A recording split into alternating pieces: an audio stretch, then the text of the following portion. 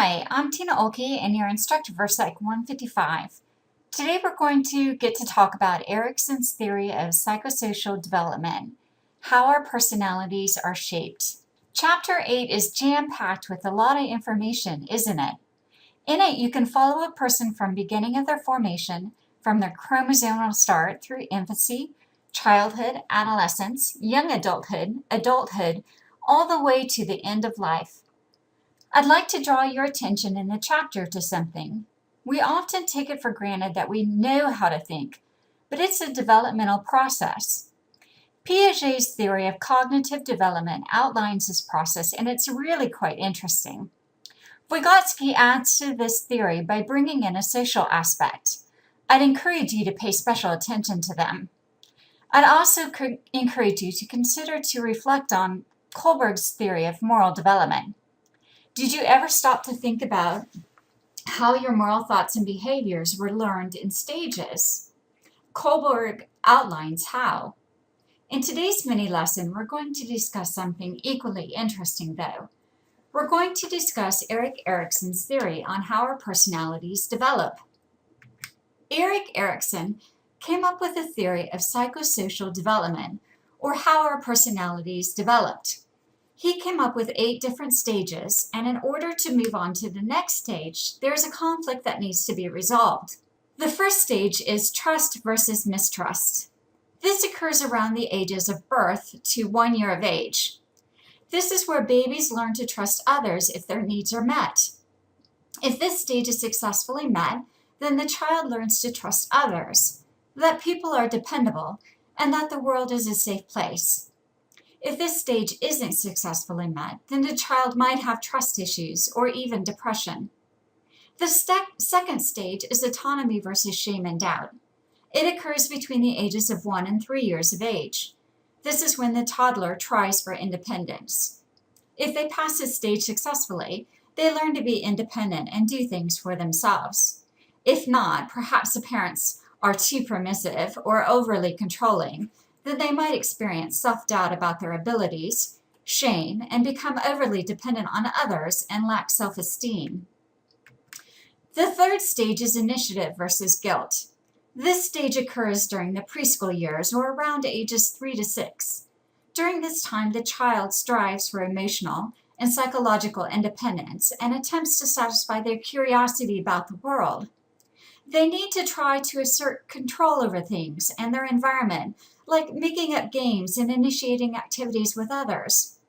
If they are successful and feel good about their abilities to lead others and make decisions, they feel capable. If not, for instance, if they exert too much power and get disapproval from their parents or others, they might feel irresponsible, anxious, and guilty. They may feel like a nuisance to others and will remain followers and lack self-initiative. The fourth stage in Erikson's theory is industry versus inferiority. It occurs during ages 6 through puberty, or the school age. During this time, the child strives for a sense of competence and self-esteem, as you can imagine, as they are coping with new academic and social demands. When they succeed at applying themselves to a task, they develop a sense of industry or accomplishment and self-esteem. If they don't develop new abilities, they feel inadequate, inferior, and often have low self-esteem. The fifth stage is identity versus role confusion.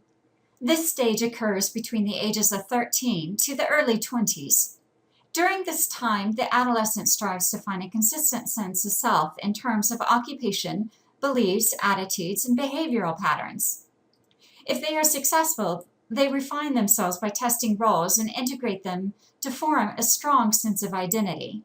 If not, they have an unrefined sense of identity, are confused about who they are, withdraw, or often just want to blend in with the rest of the crowd. The sixth stage is intimacy versus isolation. This stage occurs between the 20s and the 30s, or young adulthood. During this stage, there is an emotional and psychological closeness that is based on the ability to trust, share, and care, while still maintaining a sense of self. The task is to share who they are with another person, while still maintaining their own individual sense of self. If they succeed in this stage, they form close relationships and have a capacity for deep, loving relationships.